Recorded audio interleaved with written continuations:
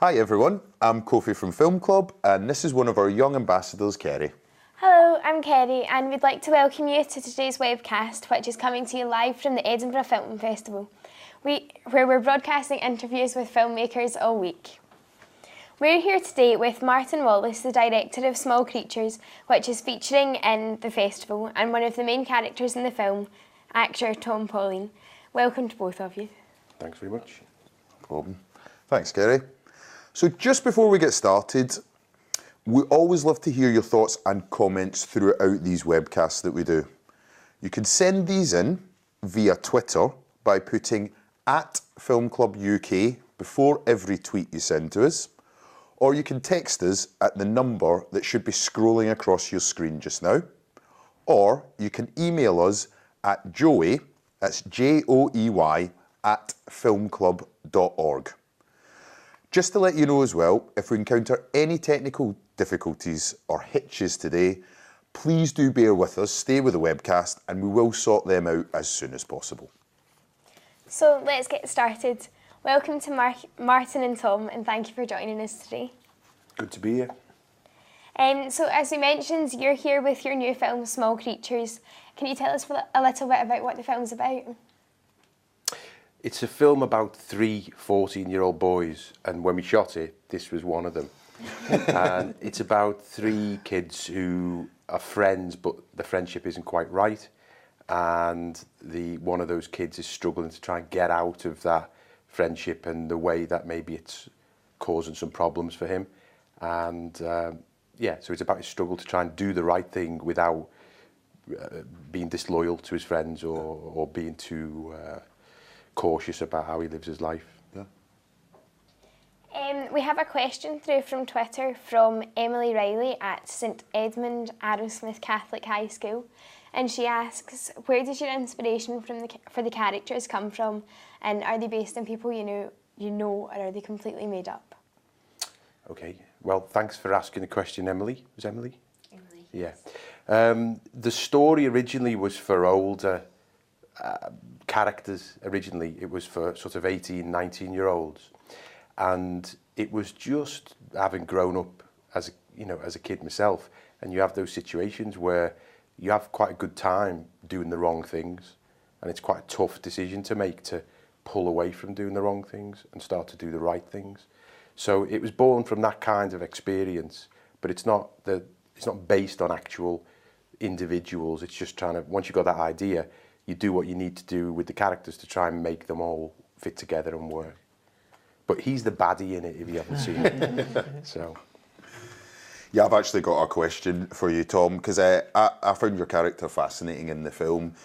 You could really say he's the sort of ringleader, the leader astray of the group. I mean, how did it feel playing this type of character?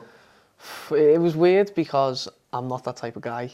I'm not like a big gang leader. I'm not horrible to people.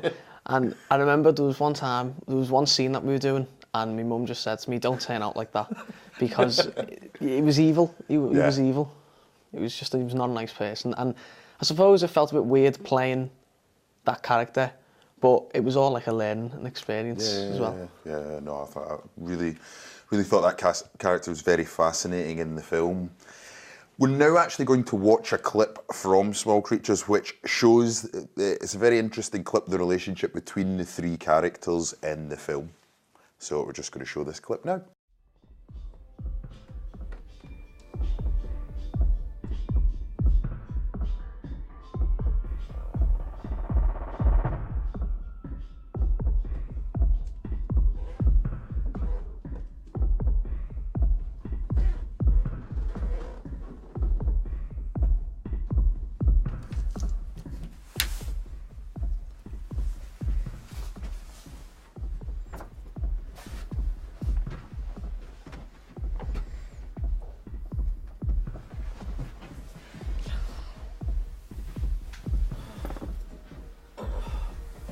What are you doing here? Did I have any let you in? I had a horrible dream. It was mad. What did the police say? Keith totally grassed us up. He's had it now though. I was on that behaviour contract as well. They'll probably give me an ASBO, but I don't care.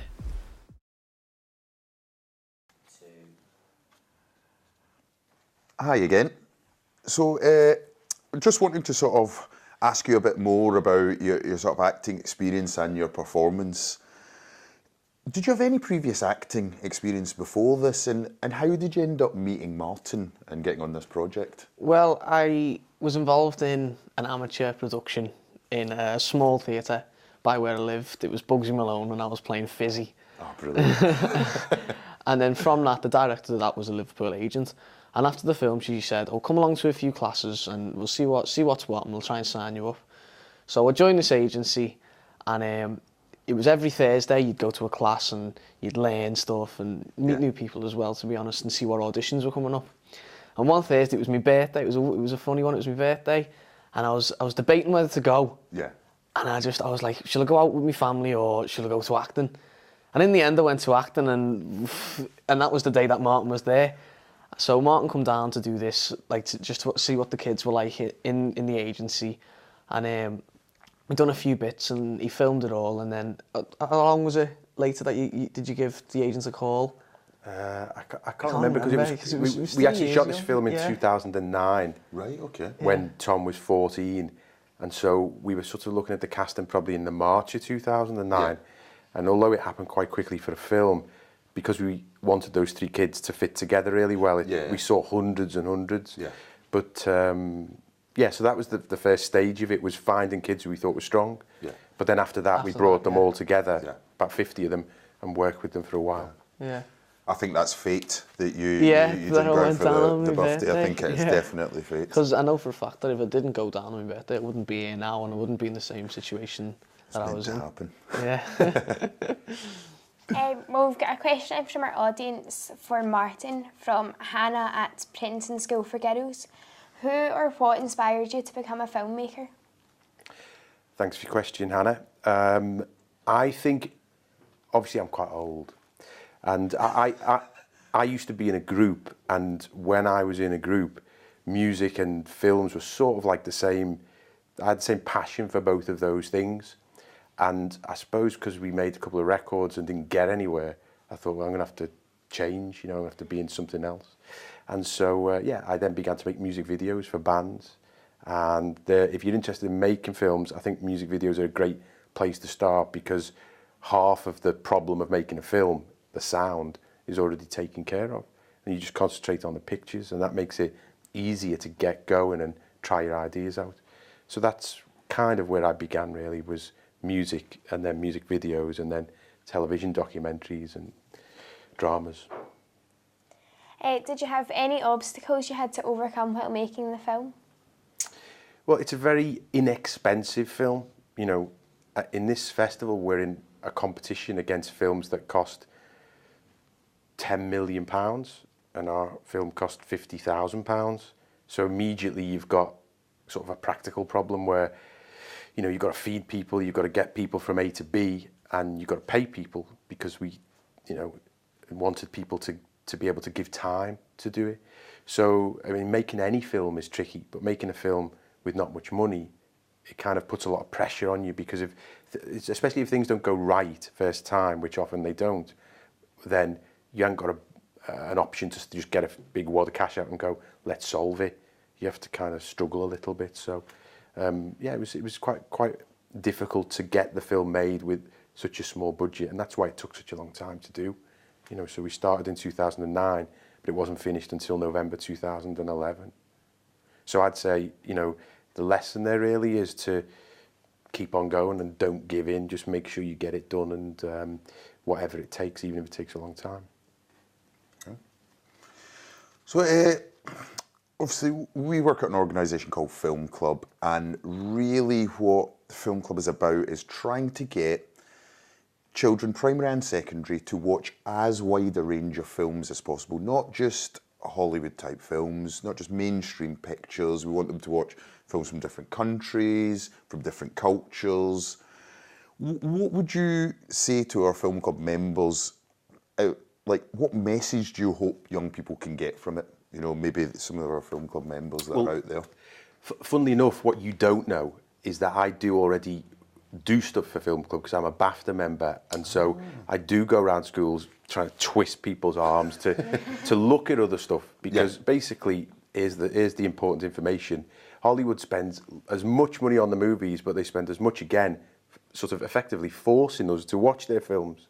And there's all kinds of other films that are as good and better, which we don't kind of get to know about too much. And in the same way as like when it comes to music, young people are normally pretty proactive about finding what makes sense to them and ignoring what's forced on them. In films, it's a bit harder to do that, and that's why I think Film Club's great, because when I was a kid growing up and there were only 3/4 TV channels, there were lots of great films on there that I kind of would watch almost like by accident.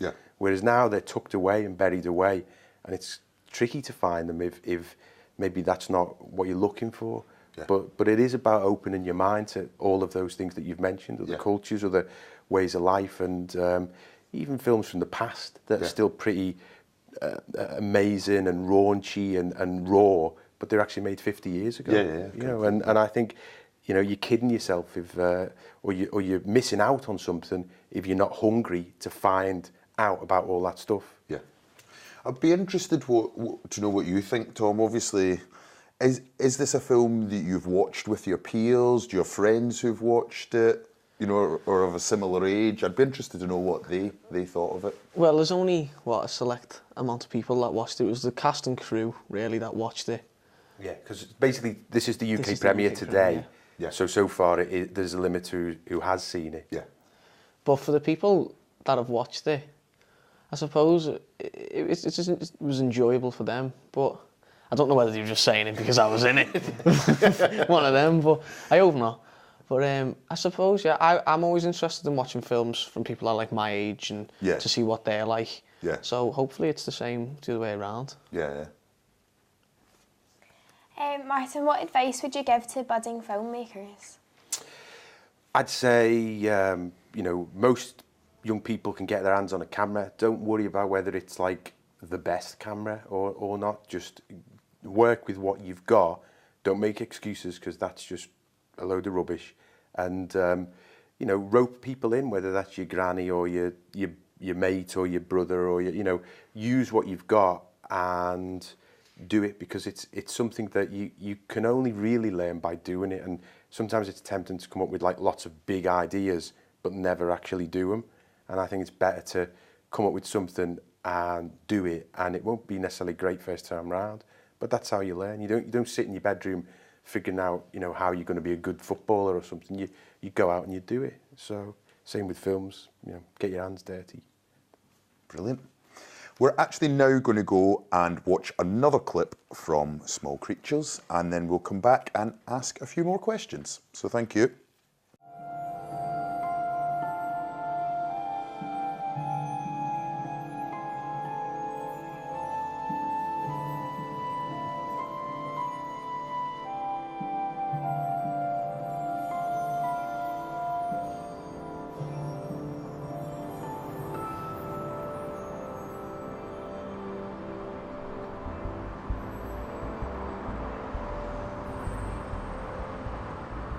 What do you reckon your nan will say? You gonna tell her?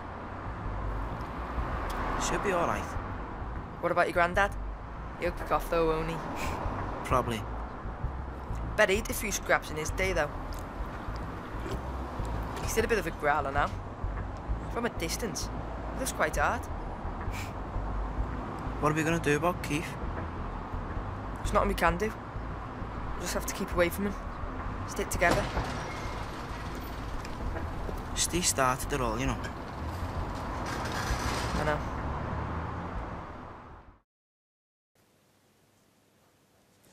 I hope you enjoyed that. Well, as a young person, of similar age to the characters in the film, I often do worry that teenagers are perceived in quite a bad light, particularly with stuff such as the riots that happened last year. Did either of you worry at all when you were making the film that it would show people, that it would show young people in a bit of a negative way? I don't know, it's a weird one, because I think it gives a good mix. There's the evil one, then there's the good one, and then there's just the one in between. And I think that applies for a lot of people and a lot of kids our age in schools. There's always that one person that wants to get into trouble, and then there's the good one, and then there's the one who's like, shall I go with him or shall I go with him? And I think it shows in strong light that not everyone's the same. And as much as it does apply that there is bad people in the world, I think it's better that there's more good people in the world for like the kids for our age. So it's a tough one, but it shows both sides really. Yeah. So your film is premiering tonight at the festival. Mm-hmm. How are you feeling about showing it? Do you ever get nervous before screenings? I suppose, yeah, you do really. You know, not like kind of panicky nervous, but somewhere at the back of your mind, you know, everybody wants the thing that they're doing to be kind of loved by everyone, and you kind of just float off on a big wave of everyone thinking it's great. Obviously, that isn't necessarily going to happen. Yeah. But I just kind of think that it would be nice if it kind of makes people think about the reason kind of why I wanted to make the film, I suppose, is because young people do come in for a lot of stick for stuff, and sometimes they do terrible, horrible things. But I think I'm a parent, I've got 4 kids, and I think I have to take responsibility for my kids and how they grow up. And I think, you know, all adults need to take responsibility for the kind of kids that we bring into the world. I don't mean as parents, I'm talking about as a society. So if kids are doing horrible things, my reaction isn't to want to kind of accuse them kids. It's to take a look at us and think, you know, hang on, we must be doing something wrong here if this is happening. And that's what I want the film to kind of do really, is I think young people can enjoy it because they can maybe see themselves having those dilemmas of which way to turn. But I also think it's for old people like me to look at and think, actually, yeah, if some bad stuff happens, maybe we need to think about the way we've allowed that to happen, really, maybe by giving really bad examples, which, you know, generally speaking, I think we need to, us adults need to book our ideas up and, you know, practice what we preach a bit instead of just blaming kids for stuff. Yeah, I totally agree. What type of audience do you expect to come and see Small Creatures? Well, I'd hope that it was all types of audience. Obviously, kids younger, because you don't want that. You'd want to let them see it and for them to know what situation that might happen in secondary school and what path to take. And obviously, you'd want the kids who were 14 at the time, now my age maybe, to see if that did apply to them when they were that age. And obviously the kids at that age who want to know what route to take in life. And obviously the adults, for even to them to think back, oh, I was that age once, and to think if it applied to them. But yeah, it's not like one of them that's just set for one age. I think it's an open one for all different types of people to see. We just have some time to squeeze in one more question that's come in from our audience. Maddie and Harry from St Edmund Arrowsmith Catholic High School would like to know what projects are you both working on next? Over to Tom for that one. Well, thanks for the question, Maddie. To be honest, after I'd done Small Creatures, I went straight into a musical with Willie Russell. It's called Our Day Out. It was big back when Martin was a kid.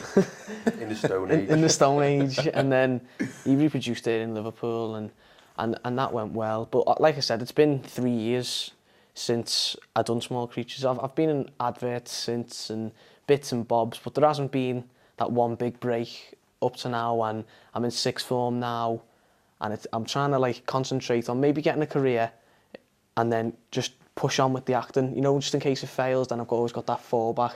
But just maybe going to London and trying new things out and just getting my face known, to be honest. There's another lad who's in the film called Paul Bamford who was meant to be here, but he couldn't make it because he's just got a part on because the film's now out in MI High, which is shot over in Glasgow. So he may get over this evening if they've finished shooting that today. Yeah. What about yourself? Have you got any plans to make future? Yeah, I mean, films? I've got more films up my sleeve, and yeah, and so really it's just about letting the dust settle on this and then seeing what, because you have to be sort of pragmatic about it, and so some of the films are a bit more elaborate, expensive, and will take longer to develop and stuff, so we'll just have to wait and see. see who throws what at us tonight, like tomatoes and biscuit tins. I'm sure that won't happen. Rotten apples. Well, that's all we have time for today. Thank you for sending in your questions and comments, and thanks very much to Martin and Tom for joining us today. It's been really inspirational, and we wish you the best of luck with the premiere of your film, Small Creatures. Thanks, guys. Thank you. Brilliant, thanks for coming on today. So you can tune in tomorrow when we're going to be doing another live webcast from 3:30 p.m. and we'll be interviewing two short filmmakers who've made animations. One's called Nomads and one is called Hannah and the Moon, and they are screening here at the Edinburgh Film Festival. So it's goodbye from me. It's goodbye from me.